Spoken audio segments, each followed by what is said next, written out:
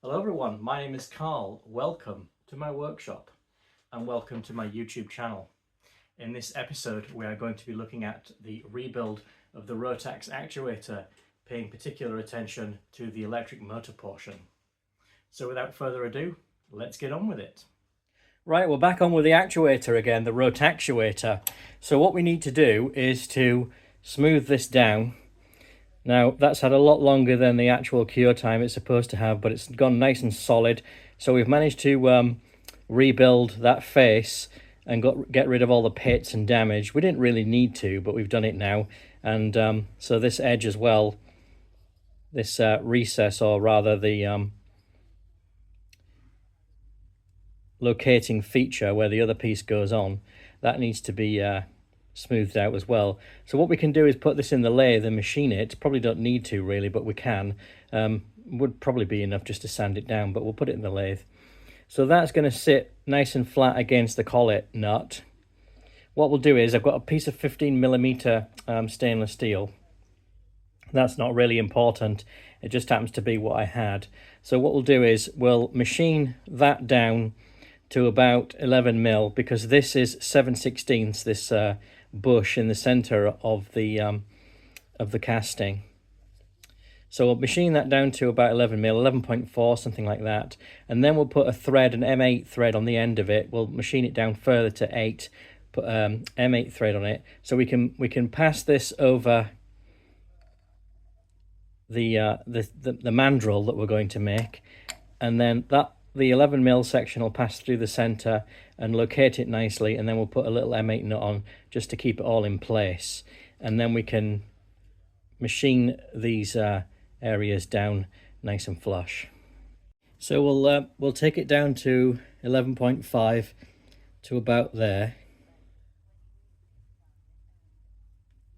and then we'll gauge where we need to put the M8 section on.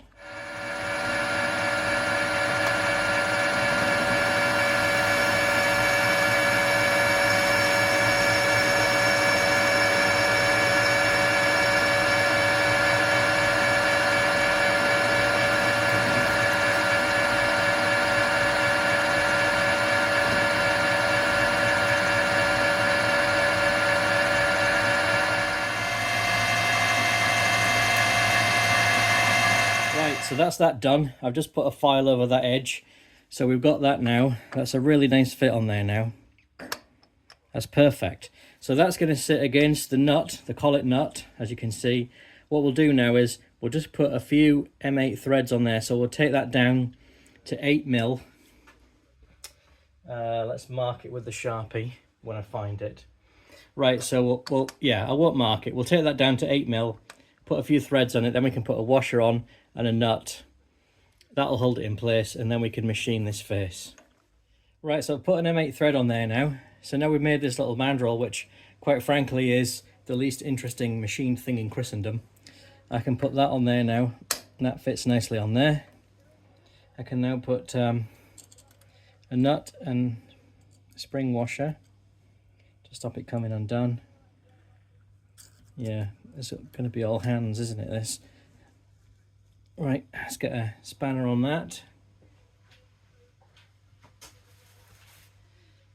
13mm spanner. Here we go. Right, 13mm spanner.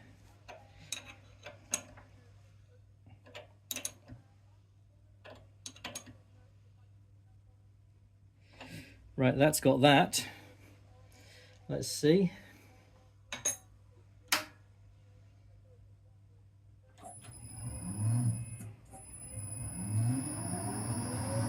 Yeah, that's going to do the job for us. Right, so it's working. The nut, the washer's making it look like it's not concentric, but it is concentric. So I'm just hand feeding this a little bit at a time.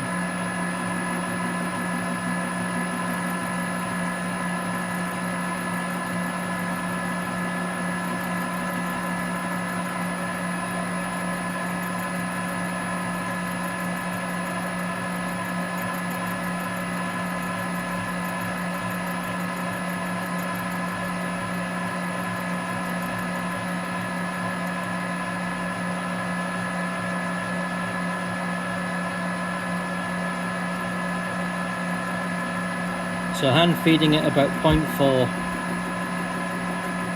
each time. Just playing it by ear really.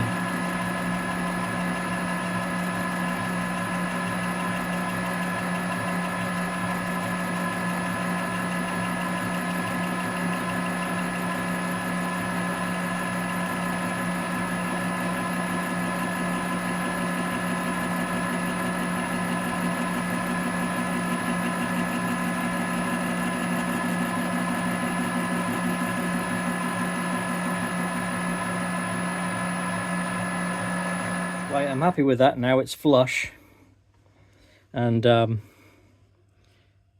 just at the lightest skim of the magnesium alloy, but it's good now, and it's definitely filled in all the damage. This edge here, this mating or locating recess, I think I might just put a file against that and see what happens. So I don't really get viewer mail on the channel, but I had a friend come to see me today.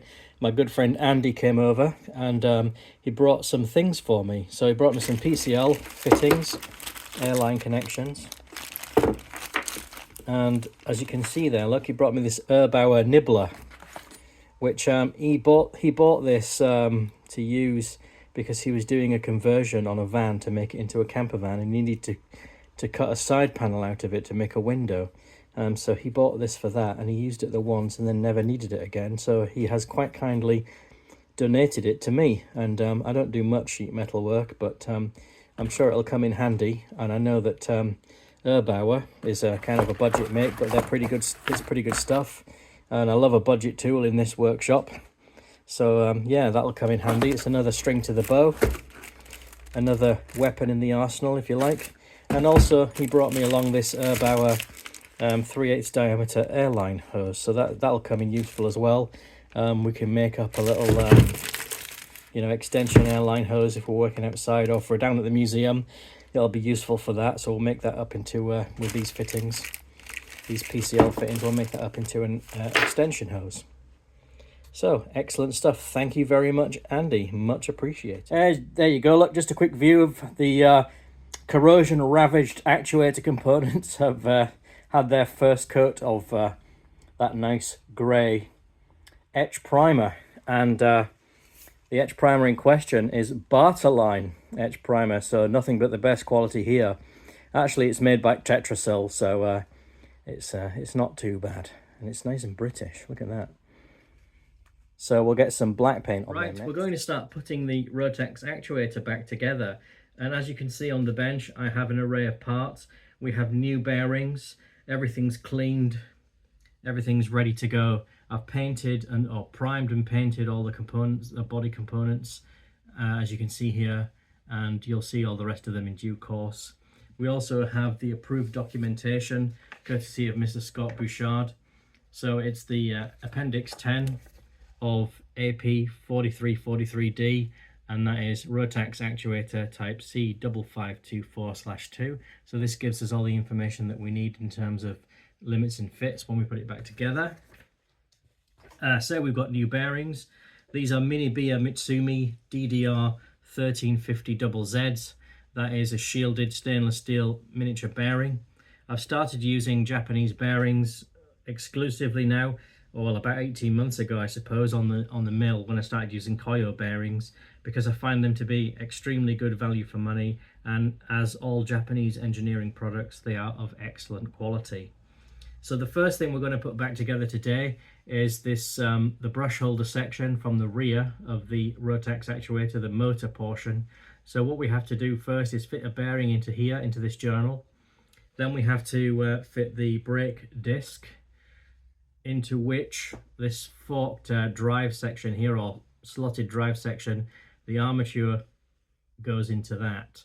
So before we fit the armature, we will have a look at the commutator and the limits and the wear on the commutator. So I'll bring you back when we're in a position to put this bearing in. So before the bearing goes in, we have to fit a shim, which is 5 thou. I'll show you there, look. It's a 5 thou shim, so that goes in first. So 5 thou shim goes in, that's fully in. Then we put the bearing in, And this bearing more or less I think will press in just with my fingers, which it has done. Yeah, it's in. Right, so we will now put in the circlip. So here's the circlip. I'll try and do this without pinging it halfway across the room, because I will never find it again if I do. So I'm using little round-nosed pliers to get this circlip in, because they're as good as any circlip pliers that I've got, if not better in this instance. Come on now, don't mess me about. I think a pick might be essential here. I hope you can see what I'm doing and not just see my hands. Right, there we are. So that is the bearing fitted and the circlip fitted with the shim underneath it. So what we'll do now is we'll put that on this this drill pad, use that as an anvil, so that then we can put this portion here of the disc, the brake disc, which is the bearing journal. Sounds like I'm from Wigan. So that will probably press in there just with my fingers. But we'll give it a tap with a punch and the tapping stick.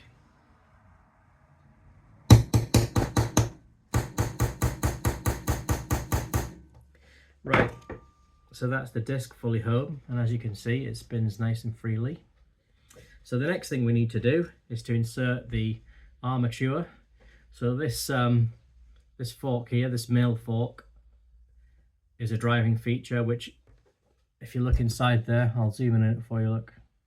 You can see inside here there is a, you can see that keyway or fork, if you like, female fork, and that's what engages on this fork here on the armature. But we'll measure that commutator first and we'll see what that's like. So according to the Appendix 10 here of the approved documentation, the diameter of the commutator when new is 350 to 352 thou, and the minimum permissible diameter is 335 thou. So let's see what we've got in terms of our commutator dimension. So I'm getting there about 348 thou, yeah, 348, 347 thou. So we're looking at about 3 thou of wear, so that's not bad, I don't think. I think that's fine. And we wouldn't really expect to see much considering the 30 hours runtime of the engine. So, you know, this is going to run for minimal periods, just to open and shut the valve, really. So we'll get this fitted now. So I've got a socket.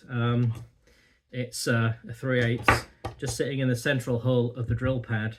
I wonder if the person that invented sockets envisaged their usage in terms of assembling things and using them as bearing bushes and things like this.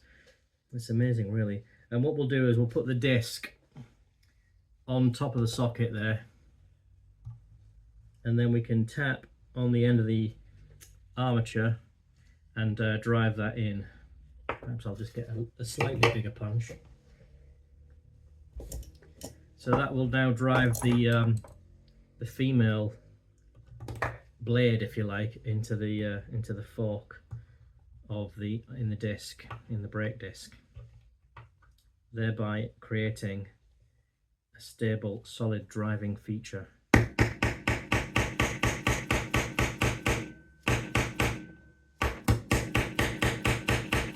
Right, I would suggest that that is home. And it rotates nicely,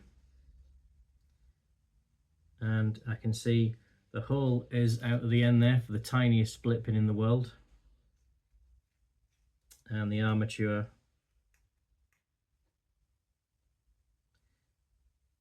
is in position.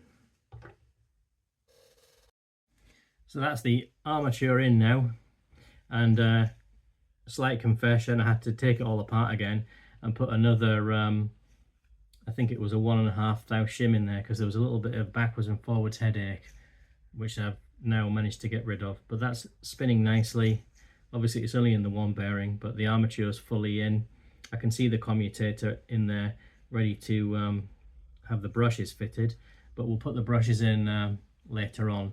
I think what we'll do now is we'll start reassembling the other end of where the armature goes, the other bearing, and we'll have to put the field coils in as well, so we'll do that next. So before we can assemble the rest of the armature section, the motor if you like, we have to put in the field coils.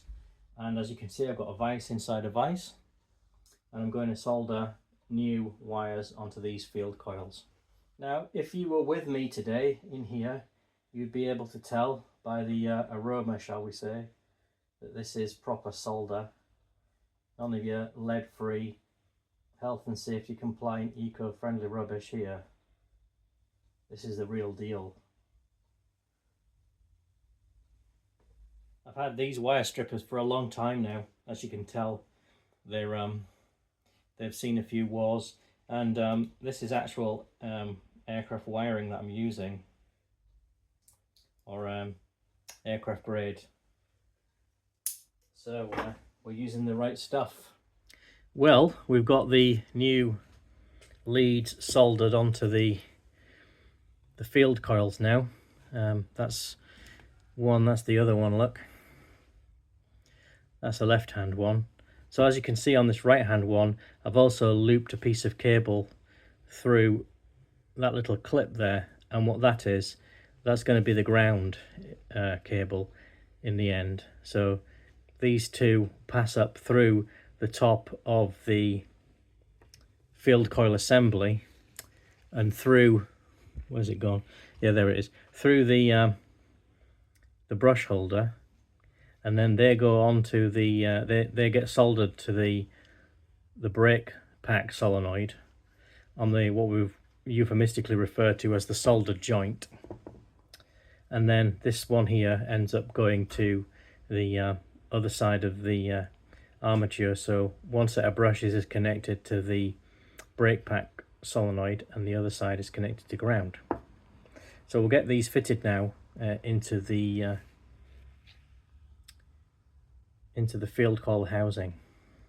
You can just about see there, look, there's a dowel. Now I've painted it all black, it's hard to see everything, but you can see the locating dowel just about there. And then there's a locating slot in the field coil assembly. So that goes onto that locating dowel, and we'll probably put some kind of interface between there and the magnesium alloy part, because obviously this is steel when we assemble it. So that goes there. So that means that the coil that's got the ground lead passing through the clip goes on this side, because those two holes there, you can just about pick them up, I think. Perhaps if I zoom in a bit. Those two holes there, look. The cable from the field coil and the ground lead pass through those two.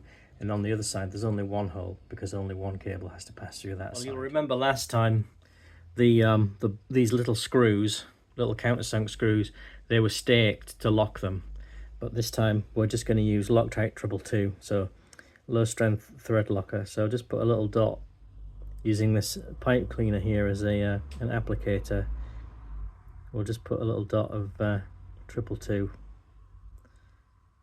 onto the threads, and then we will slide the field coil in with the wires, and we'll secure it in position with the screw.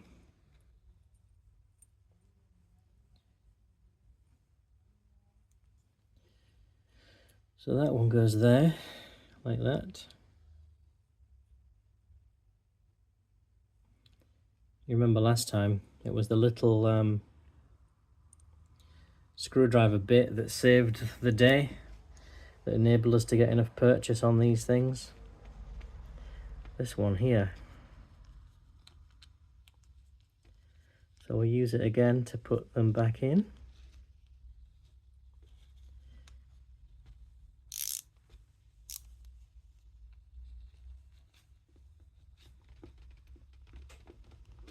And like I said, I'm not going to stake them as they were.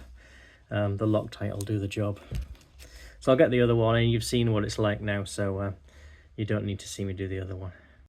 Right, so that's the field coil unit assembled with the coils in it now, the split fields. So what we've now got to do is to put the lower part of the motor assembly back together, and that involves putting the bearing in with its attendant spacers, or rather shims, and then put the circlip in. We also need to install the pinion on its shaft with the little snap ring. Right, so what we'll do now is we'll assemble the lower part of the motor assembly, which is the upper part of the gearbox, essentially. And to do that, we need the small stub pinion on its stub shaft, and don't lose it, Carl. And we need the bearing, which is another Mini Beer Mitsumi, and we need this shim. So we'll put the shim in, and I should have said to you that once this bearing's in, we then need to press the stub pinion shaft through, and it also is retained by a little snap ring. And I've got some new snap rings. I've got a kit of them because I'm a bit dubious about using the old ones, but we'll see which one we have to use once we get this through. So the bearing should press in now this way into here. I think I might need to just use the drill block and just give that a little tap on the outer race with the tapping stick. Let's have a look, see if we can do better than that. Nope, I think that's the best one we're going to get.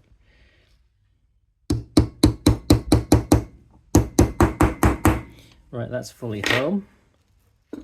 I might need to play around with these shims, so bear with me. I may have to take this apart again, but we'll try and get that stub shaft in there now. So I know full well that it's a circlip that goes in there to retain that bearing, because I said the stub shaft has to go in, but of course we have to retain the bearing first. So this is a new circlip because the old one was in a bit of a state, and I can remember that there was a circlip in there. It's quite difficult sometimes to bring back to mind how these complex assemblies go together, especially when you've taken them apart some time ago. But fortunately for me, I've got a photographic memory, and I clearly remember the amount of corrosion that there was in here, and trying to remove that circlip before I realised that the field coil assembly would come out to make access much easier. And I remember that being in the bottom of there. So we'll get this in now. Right, so that's the bearing fitted now with the circlip in, and now we've got to put this stub pinion shaft in. So that raised portion there that you can just see, point to it with the pick,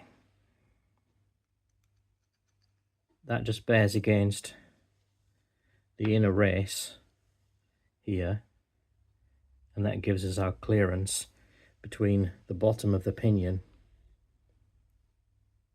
this bit here, and the inside of the casing. So we'll get this in now. I'm going to be using the drill pad as an anvil again, and I'm going to put this bit of blue paper over it, just a bit of Kim wipe, just to act as a bit of a buffer, just to protect the paint finish, the surface finish, because very conscious of the fact that that surface finish is actually going to protect against any future instances of corrosion that might occur. So hopefully that'll start in the inner race. Oh, look at that. I didn't even need to use the anvil. Perfect, so that's in. And we can now go ahead and get the armature fitted to that. And before we do that, we'll have to put, let's move that out of the way, put on the field coils and the field coil housing. So as I so often do, I'm jumping the gun again, because we have to fit a snap ring to this groove here. I've zoomed in a little bit so you can see what I'm talking about. So a snap ring goes into that groove there just to retain the stub shaft and the pinion before we can put the field coil housing on. So that's the snap ring in, and it transpires almost as expected really that the only thing more frustrating than trying to remove it was trying to refit it, but it's in. That's the main thing. So we can continue now with the rebuild. I'm going to pass these cables, or these conductors, through the holes in the lower part of the casing. Before we do that, we'll put some Loctite 574 onto the mating face here of the field assembly. Sorry, this part, not that. That's where the cover thread's on. So we'll put some 574 onto the flange there, just to protect in case there's any contact between that flange and the magnesium alloy part, because we don't want any dissimilar metal corrosion occurring again as it did before. So we now need to feed these conductors through the requisite holes in the body, in the lower part of the motor housing, if you like. So that one goes through there, like that. This isn't going to be fiddly at all, is it? That one goes in there.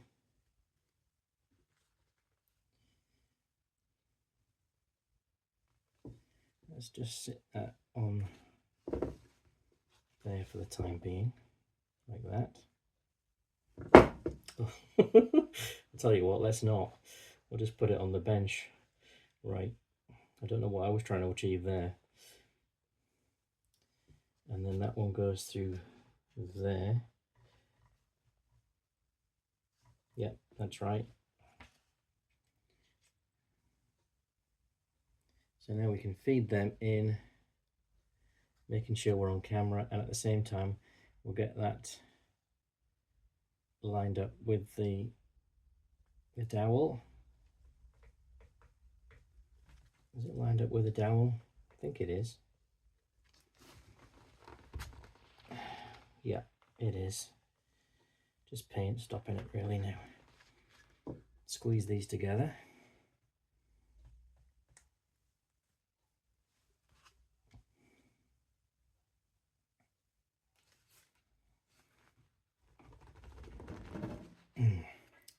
Right, maybe we've got some alignment issues there. I'll bring you back. So as soon as I switched the camera off, it went together perfectly. Isn't it always the way? Right, so we can wipe off the excess Loctite 574. Being very careful, as it says in the AP, not to allow it to wick out of the joint.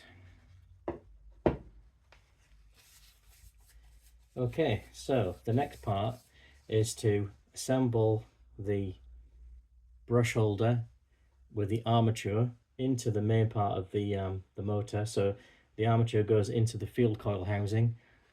This slot here will engage with the corresponding male flats on the pinion stub shaft, and we'll almost have a motor. We just need to put the brushes in next, and then we can test it. Right, so I fed these wires through the holes in the brush holder that it's designed to go, that they are designed to go through, and so now I've got the slot in the armature more or less lined up with the slot, or with the male flats on the pinion stub shaft, and I can rotate the brake disc a little bit just to help me to line it up, and I can also turn the gear, of course, the pinion rather. And I'm kind of put back in mind of when I was trying to take it all apart without taking the field coil off that time when we first started doing this job. Right, hopefully this is gonna slide together without issue. So if I'm not talking to you, it's because I'm really concentrating on what I'm doing. So that's going to go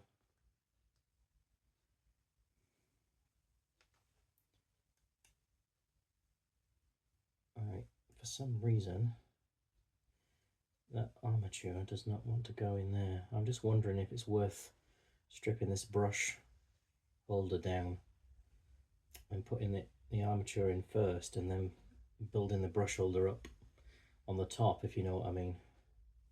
I think I might have done this the wrong way around.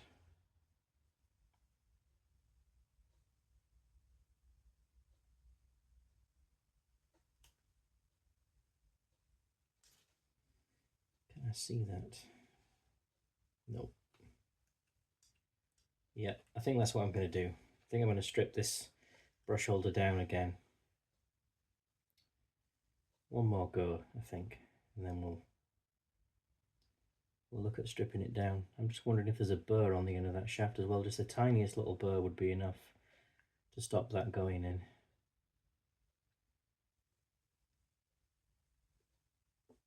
Because that ain't going in. Right. Yeah, we'll strip this down. We'll strip the brush holder down and we'll put the armature in first. Right, I have established, and I can feel it, that there is the slightest burr on the end of there. So I'm going to get a tiny little needle file now. There's no real point in saying a tiny little needle file, is there? A needle file. And I'm going to take that burr off. Right, well, I managed to get it in. There was a slight burr on it, and it took a little bit of persuasion, but it went in. So now we'll put the brush housing back on there. I did take the brush housing off so that I could tap on the end of there, on the end of the armature. So now it's in at this end, in the pinion end. We'll put the brush housing back on now. So that is the brush holder now in, and that was really simple. I should have done it that way to begin with. So what we need to do now is sort out this little split pin, or do something for the split pin that goes in the end of here. We might just have to use a tiny little bit of locking wire and just lock it with locking wire, because I haven't got a correct size split pin for that, and unfortunately the one that I took out was damaged when I removed it. So we'll do something with a little bit of locking wire, and then we can put the brake pack on with the shims, and then we can put the screws in that hold this down, and then we can put the brushes in. So I'm not sure if you're going to be able to see this, but I've managed to use a tiny little bit of locking wire to kind of ape the effect of the split pin that was no longer serviceable on the brake disc there. So now we can put the brake pack on. Okay, so we've got the brake pack, which is nice and clean. It's got the same cables on it, but we know for a fact that they're okay. We've checked that. We know it's about 2.4 ohms, I think it was. So we can put the spring in. We can put the brake disc, or the brake friction plate on rather, and then we can try to assemble the brake pack. Right, so I'll put the spring in the friction plate, and that should, I've got the friction plate in the correct orientation for the brake pack to go on. So the brake pack conductors go through there like that, and then the spring goes into that hole. Let's have a look. Have I got that? That just needs to rotate around a little bit, that friction pad.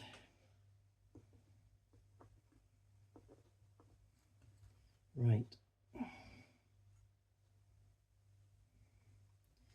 So we just need to line the tenons up,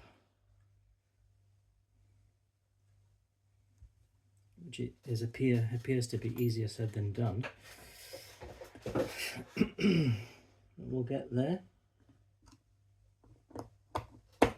That's it. Right, now we can put screws in.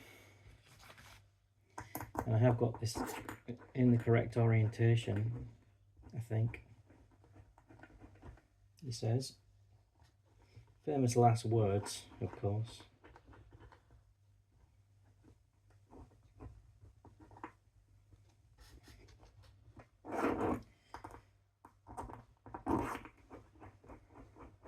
I did have.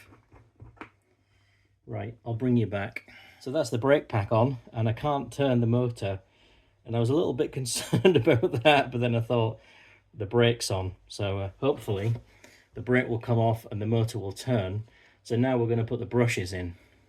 So you join me as I'm trying to desolder this fold over solder tag, which was never ever intended to be reused, but we don't have any choice because I don't have any small enough.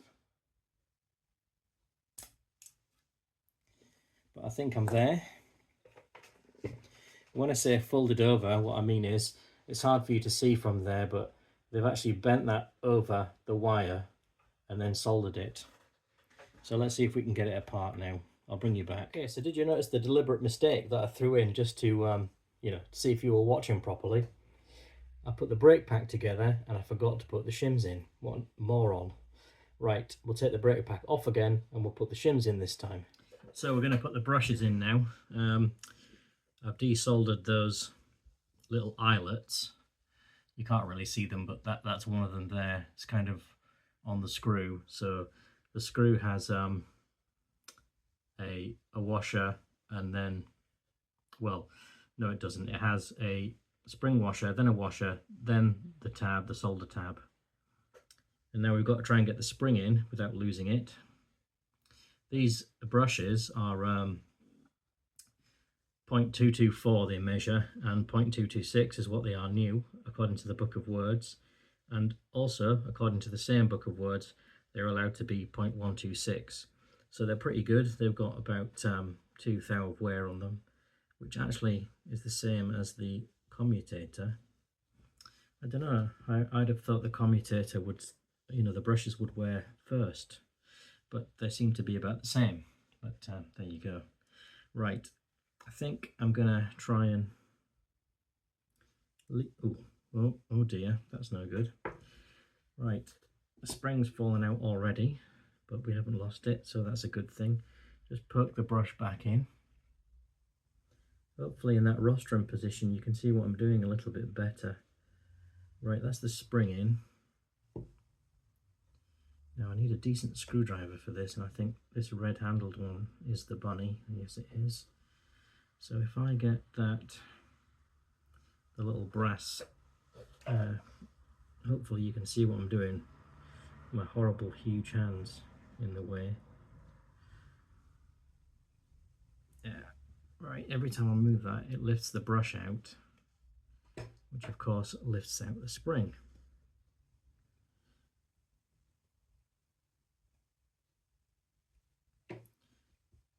Right, I'll tell you what I'm going to do. I think, yeah, put the brush all the way in like that, and then we need to bring this over. So moving the brass tab moves the pigtail, which of course then fetches out the spring.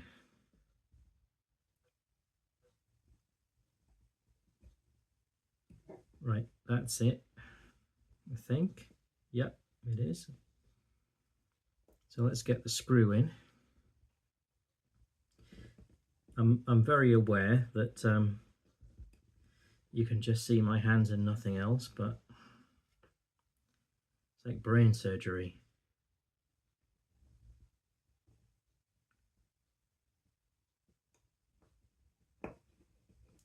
Right, I think we've got a brush in. Yes, we have. Excellente. Okay, right.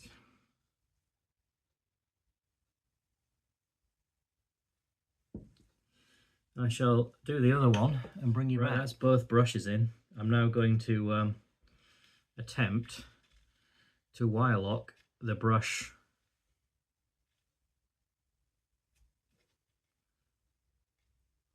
screws, or the screws that retain the brushes. He says, famous last words.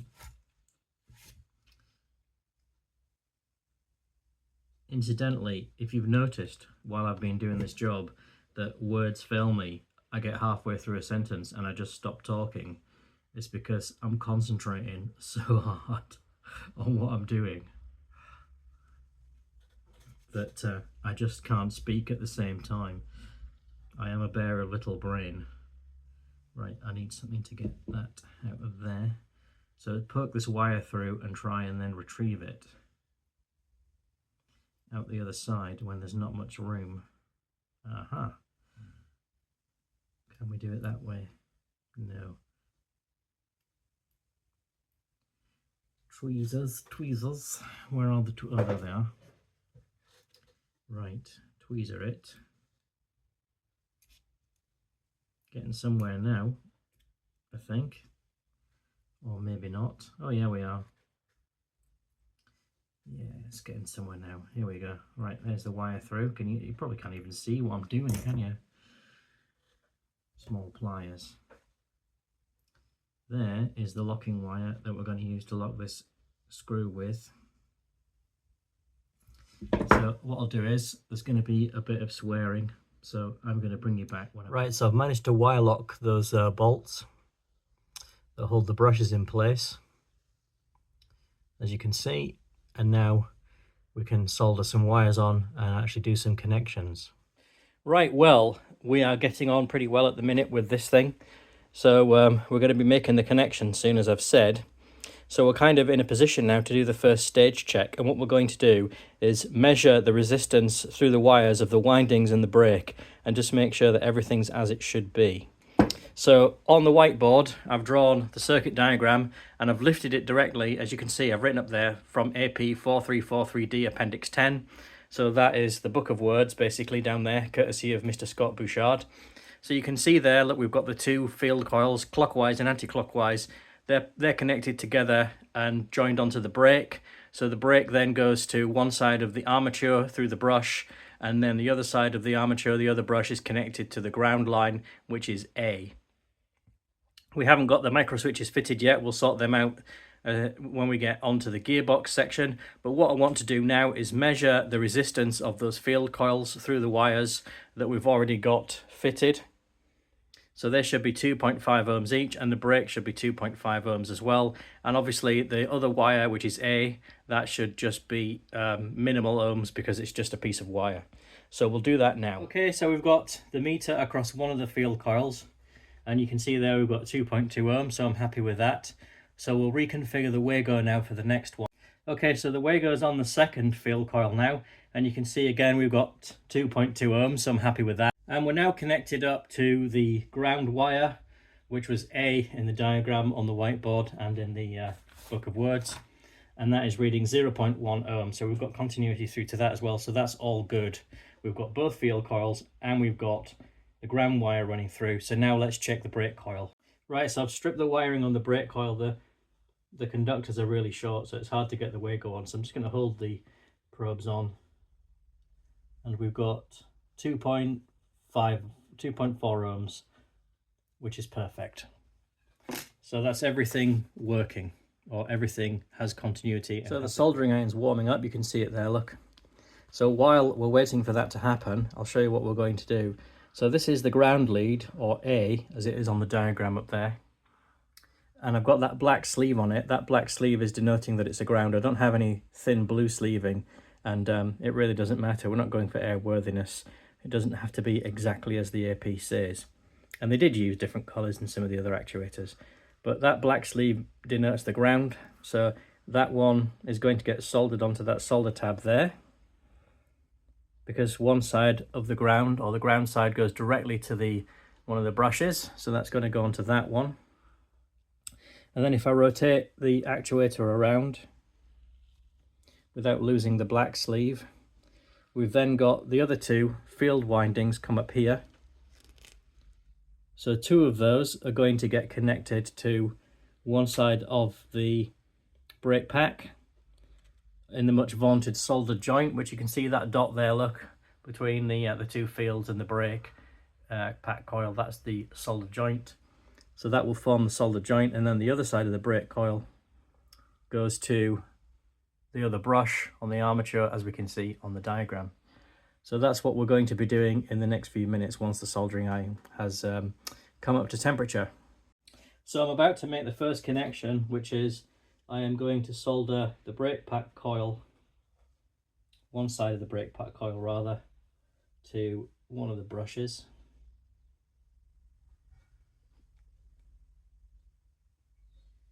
if I can get it in there.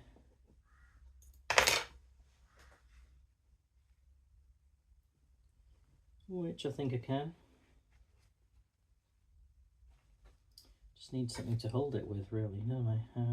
Tweezers.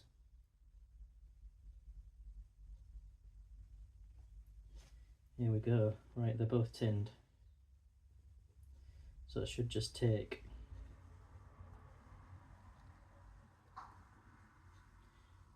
which it has done, I think. Yep.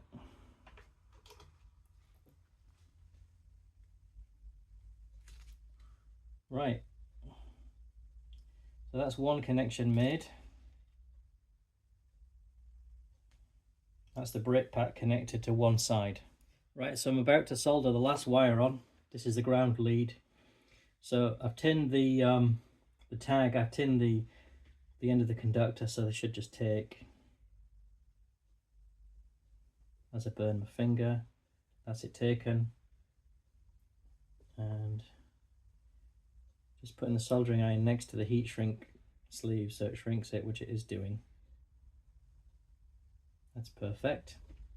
Okay, so now that's the ground wire on. That's the last one that we needed to do. I've left a bit of a service loop in it, I suppose you'd call it. See if we can just ease that in there a little bit. That's better. Right, so if I've done that correctly, we should now have a braked motor which we can run off these connections. That black one being the ground. So if I get the battery now, we can do the second stage check, which is actually to check to see if this will run as a motor. So basically ground, clockwise or ground, anti-clockwise, clockwise, or the other way around, depending on which way it's wired. So let's do that now. Right, here we go then. This is the first check, or the second stage check, the first check of it as a motor in its entirety. So I've got the battery connected up, the ground is connected up to the negative terminal of the battery, the two field coil wires are here. You can see the gear, the pinion there. So let's see what happens. We'll go one way. Right, I can hear the brake coil, I can hear the brake coming off, but we've got no rotation. So let's try it the other way.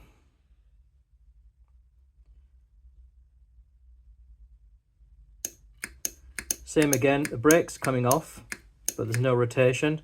So what we'll do is, I suspect the brake is coming off, I can hear the brake, but I suspect the brake is sticking. So what I think I'll do is, I will show you these screws.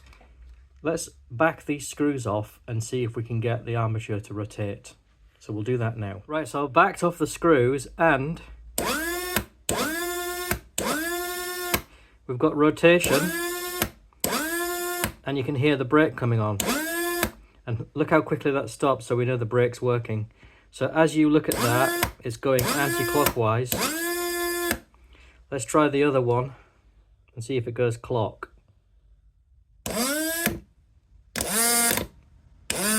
It does indeed, yeah. Now, the reason it's making that funny noise is because I've had to back this right off. So it looks like the brake pack is too tight. So we'll get into that now and we'll see what the issue is with the brake sticking. Right, after all that messing around with the brake, I've had some lunch and I've had a think and I've realised what the issue is. So we've ruled out the brake. It is not the problem of the brake. So watch this.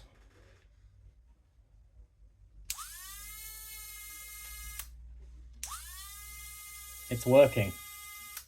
But if I press down on here, it stops. Now I've backed these screws off, maybe a turn and a half, and it's all it takes.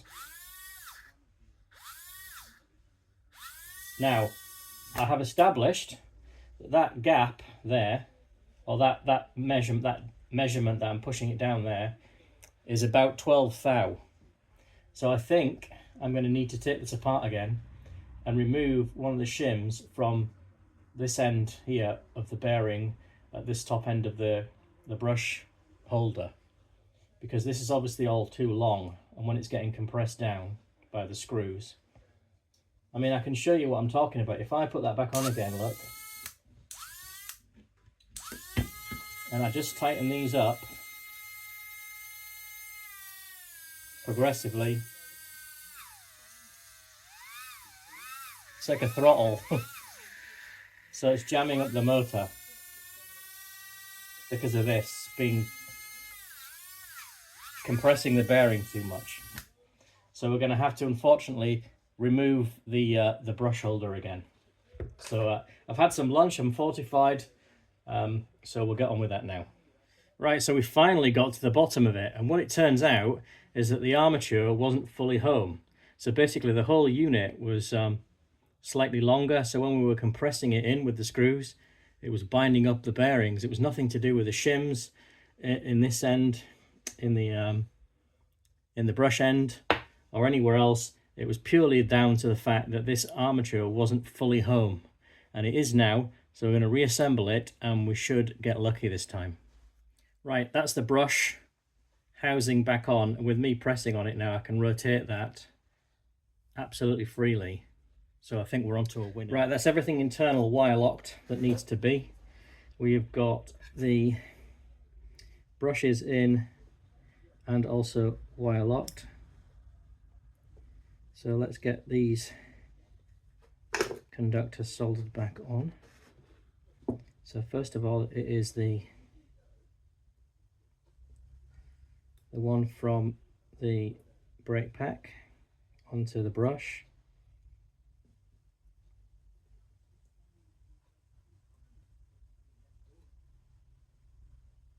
Right, that's that one on. Right, well, it's all back together again, wire locked. The brushes are in. There's the soldered joint look. The brake pack's on properly. I've wire locked the brake pack.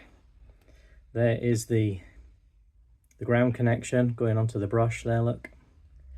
Everything's back together, and I think it'll work this time. It came down to purely the position of the armature inside there, where it was actually pushed in or tapped into the stub pinion. It was just 12 thou out, and that's what was stopping it, or thereabouts. That's what was preventing it from running smoothly, or from running at all. So we'll get the battery connected up to it now, and we'll give it a test. Right, so you should be able to see the pinion there. I've got some light on it. This kind of black colour, it just obscures everything. Now, the most distinctive thing about these Rotax actuators, from my point of view at least, is the sound they make. So I'm really looking forward to this making the proper Rotax actuator sound. It's kind of a click as the brake comes off, then a woof as the motor runs, then a click as the brake goes on again. So I'm really hoping we're going to hear that. So if I put one or other of these, I've got the ground connected to the battery already, and if I connect one or other of these up, we should get clockwise or counterclockwise rotation. Let's have a go.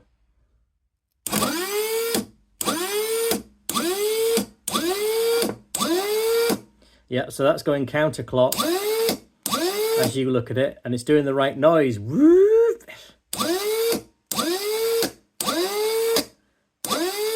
That click, then the click. That's what I remember them doing. Right, let's see if it goes the other way now. So that was counterclock, wasn't it? So this should be clock.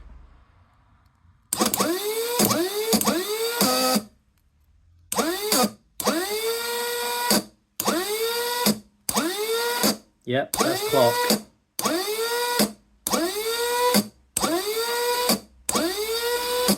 It was making some odd noises there then, because I didn't have the, I was kind of intermittently putting the wire on, but it works. I'm really happy with that. So that's that stage check completed. That's the motor portion of the Rotax actuator done. I don't know whether I'm going to put this video out now, or whether I'm going to continue and do the gearbox portion, because it's going to get a bit long, I think, if I do, but we'll see what happens anyway. I'm very happy. Well, that's the Rotax actuator motor back together again, not without a few hitches, especially the armature section, which, you know, these things happen when you put in complex mechanisms back together.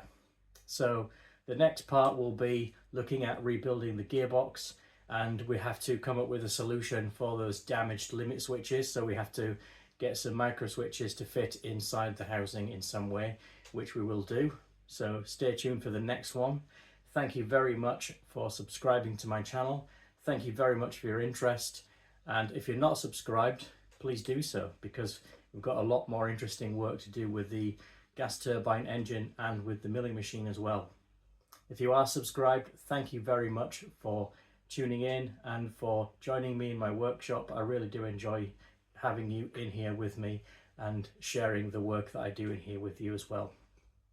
So until next time, take care of yourselves, and I'll see you again soon.